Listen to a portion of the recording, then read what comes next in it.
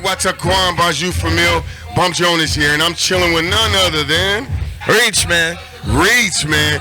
Now look, MC Reach, the Johns, you're a beat maker, producer. I see MC in the name, so I know you got bars somewhere. But you've also taken on organizer now. A promoter? Like, what's going on? What's the next phase for you? What's this about? Man, you know, any way that I can help the culture, any way I can be of service, you know what I mean, to the scene that's given so much to me. Right. You know what I mean? So, like, whatever it takes, man.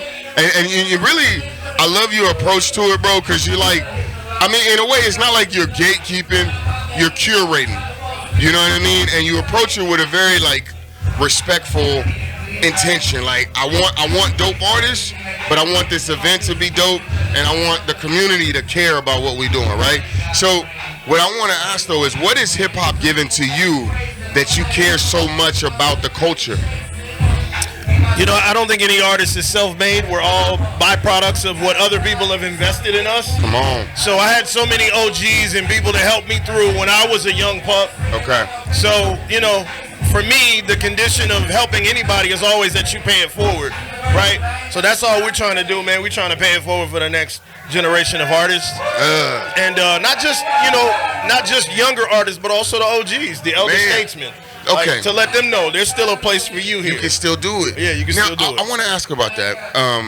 I was going to ask that a little bit later, but let's get to it right now. Yeah. We're in year 51 of hip-hop. We're officially over the hill. Yes, sir.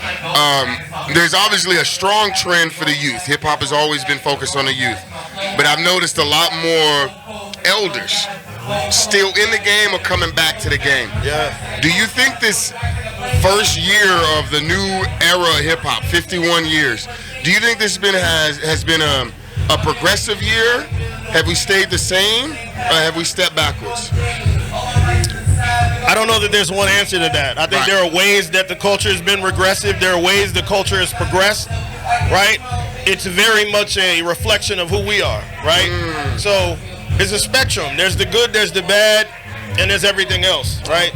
So, you know, as always, man, I think with the culture aging, creating more opportunities for both young and old, trying to continue to keep the legacy of this thing going. I think that's been important. I think all of the celebrations that have happened this year have really been a testament to that. So, yeah, man, we're just trying to keep it moving. I love that, man. Now, let me ask you. This is what I've been asking a lot of folks. They getting, hey, shout out to Sammy Sheets and Friends, which is one of the friends right here, man. Hell of a fucking event. You know what, really, it's like a big-ass party where everyone wants to get drunk, lit, and listen to some dope-ass music. And they all happen to be able to make dope-ass music. But I want to ask you, what was the trigger for you to be like, you know, I love this thing, I love this culture, I love all of this, I want to do it. I want to be a part of it in a contributing way. I think every hip-hop artist, the beauty of it is it's organic. Everybody starts as a fan of the culture. And then there comes a stage where you start thinking that maybe you have something to offer to the culture, right? Something that you can give to the game. So you try a hand at it, whether you're a DJ, whether you're an MC, whether you're a producer, you try things, you see what works for you. There it is. And you build and grow that talent over time. So for me, it was just, you know, kid coming up in the 80s, man, listening to hip-hop and thinking, okay, I understand this music. This is the reflection of who I am, so I want to give something to it. A reflection of who you are. That's a dope-ass line. Because I was just talking to another guy at ITH, I Testify Hope Music, and he mentioned soul language. And I think one of the things that's very important about hip-hop is that it touches our soul. It touches, like you said, it's a reflection of who you are, right? So I want to go back to middle school for you. Give me three songs from your middle school soundtrack. If you had to put a soundtrack of your middle school years together, what three songs would best represent? Man, that's tough. They Reminisce Over You. P-Rock and CL Smooth. Yeah.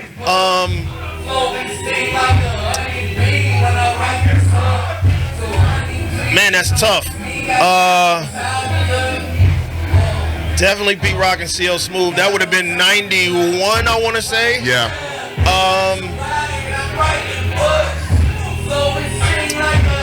Maybe Live at the Barbecue. Ah, that's a good one. One of the first times we got exposed to Nas. Yeah, that's a major one. Man, another one that's tough, man. That's a tough one. That's tough. I got those two. We're going to leave that one hanging. We're going to leave that hanging in. So we got Live at the Barbecue. Yeah. And then what was your first one? They Reminisce Over You. Ooh, that's a good one. That's a good one. Love, bro. Hey, I want to interview too. Say what? I want to interview too. We got you. I got you. I got you. I gotta go. I got you. Damn, hold on, bro. So I want to go back to the 90s, though, because a lot of cats talk about the 90s, right? That's the backpack era. That's the golden era. But what I think a lot of people forget is that the 90s is probably one of the greatest eras. And I just want you to correct me if I'm wrong. The 90s is one of the greatest eras because from 90 to 99, it's such a wide spectrum. The artists that were out in 90 don't sound like the artists that the music they were making in 99. So am I right in that? Like, was the 90s a transitional period? Absolutely. I mean, that's the 90s were right when hip hop started to expand into other regions. So it went from being exclusively East Coast to branching into the West Coast, and then later in the 90s into the South. Oh shit. Yeah. Okay, so really what it is 90s was when hip hop took a journey, when it started to travel. No doubt. Yeah. It got off the porch. And then it grew up. It got out and it started growing up and sprouting its wings everywhere, right? Started grabbing accents and shit. It started its ascent to become a global culture. Fuck. Yeah. All right, man. So I got to get us up out of here, man. I'm almost out of battery. I just got to ask, though, the main thing, first of all, is what's coming up next for you. But I'd also want to know, what do you see coming up for Sammy Sheets and Friends? Sammy Sheets and Friends, man, we're just going to continue to be a staple where producers, where MCs can come and do their thing, man. We want to continue to provide a platform and a stage for artists, young and old, right? There's been a great cross-section of artists tonight. We want to continue to bring that to the table for the people, for the culture, for Kansas City. All of the artists coming from different parts of the region. Tonight we had Lawrence represented, we had Top City represented, we had Kansas City represented. So we just want to continue to provide a stage for artists in this area. As for me personally, man, just, continuing to make music, whether that's rhymes, whether that's beats, curating. I've got some other things in the works that I'm putting together. And just, continuing to try to be a part of this brain trust myself. Vertigon, Sammy Sheets, we are the brain trust that powers Sammy Sheets and Friends. So just being 1/3 of that operation and bringing whatever to it I can. That was the most important thing I wanted to touch on is, because by the way, I've actually had an opportunity in almost the same setting. I caught the Johns, I caught MC Reeds moving around. I was like, let's sit down and chop. So I wanted to take a moment and really get an idea of what Sammy Sheets and Friends was to you. So what I want to ask, though, because this has been going for over a year now, how did you get involved? Honestly, in the early days, man, just another artist coming and playing on different shows, throughout the course of time. And eventually, I was invited to come to the table to, provide whatever things that I could provide for it, whether it was doing the visuals, creating all the flyers, or at this point taking over the social media, right, handling all of our marketing, promotion of the shows, and then also corralling and dealing with artists, right? Finding dope artists to put on the bill, like many of them you saw tonight. You artists are dope, but some of y'all are like herding cats. I'm just keeping it real, man. So shout out to DeJohn, shout out to MC Reach for that's a major job, and you guys are doing it on a month-to-month basis. Month to month, yeah. I mean, this is a commitment now. This is a discipline. So I'm just curious. Are we gonna hear less beats from you? Are we gonna hear less music because you're almost getting into that executive side now, man? You're promoting and event planning and shaking things up. It's all a part of it, man. The administrative part of it, the leadership part of it. But I'm still very much a creative, so I'm still writing rhymes. I'm still making beats.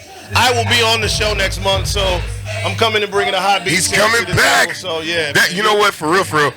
Only reason I came to do interviews because I thought he was gonna be on stage, and then he got me here and he said, "Nah, I'm over here chilling." They pump fake me, y'all. I'm chilling. They pump fake me, y'all. Chilling tonight. But it's been good, man, because it's been such an incredible show.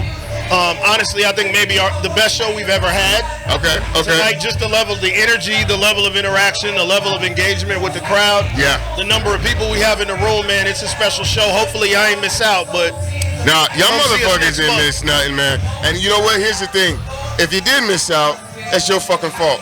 Because we told you about it. He told you about it. I know I told you about it. But it's okay because there'll be another one next month. It's all good. We'll be right back next month. Right, you know what I mean? It's like your favorite record. If you missed that verse, you can always just go back and play it again. You know what I'm saying? That's it. All right, so what's coming up next for you then? You got any music coming out, any projects? I'm working on a couple of things for 2025. I don't have anything this year, but preparing for a couple of things coming out in 2025. I got a record that I'm doing with Milk Drop. Damn. We will be celebrating the 20th year anniversary of a project we did together called the Entrance Exam next year. Entrance Exam. The 20th anniversary? 20th anniversary. So we're doing an album called Graduation Speech next year. Wait, you got a project from 20 years ago? Me and Milk Drop did a project together. I did all the beats, he did all the rhymes. It was 20 years ago. I'm sorry, I didn't do my homework. Next year. I didn't do my homework. Yeah. That's on me. I will fix that next time. 20 years ago next week. 20 years ago next year. Next year. Okay, we're going to get that in the edit. Next 2025. Year. Y'all need to be dropping Graduation Speech. And, you know, I got a couple other things in the work. I got a beat tape just kind of in the tuck, waiting for the right time to drop that. Okay.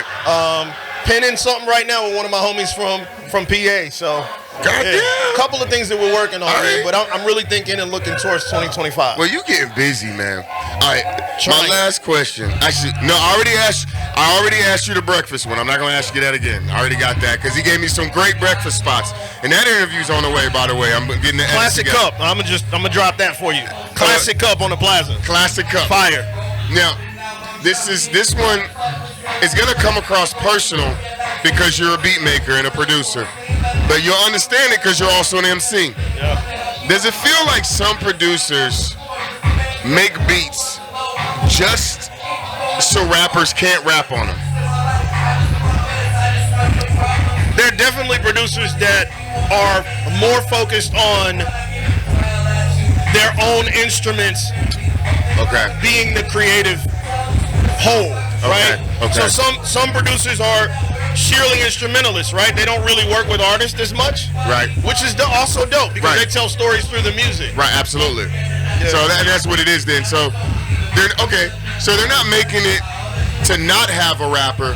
They're just not making it with rappers or MCs in mind. Right. There are definitely some artists who want to tell stories with theirs. I mean, I think that's what I'm doing with this instrumental album that I have kind of finished. I want to tell a story with that. I don't need any rhymes. I want the music to tell the story by itself. But fuck y'all, we about to get a story. So is that coming up as well as the anniversary drop? It's coming. It's coming. I don't know when, but it'll be 2025. Y'all got it here. It's ready though. Y'all heard it. Y'all heard it here. It's ready. So we're going to come back to this clip, and we're going to bug this shit out of Reach so he can reach in the vault and give us our fucking project. Got you. You know what I'm saying? Got All right, man. I got to get us out of here. Is there anything you want to let the folks know before we go, man? Nothing, man. Just we appreciate the support. Those who've come out and shown their faces at a Sammy Sheets and Friends show. If you haven't, you have the opportunity. Follow us on Instagram, Sammy Sheets and Friends. That's where you'll get all the information about forthcoming shows. So we appreciate the support and the love. There it is, y'all. And thank you for coming out, man. Stay tapped in. Stay tuned in. Stay up with it. Be on the lookout for 2025 shit from Reach, right? Let's go. It's coming down. Let's go. As I say, man, love yourself like you try to love the world. Do something to earn your place in the world this week. And just be a dope motherfucker, man. Y'all have a good one. Peace.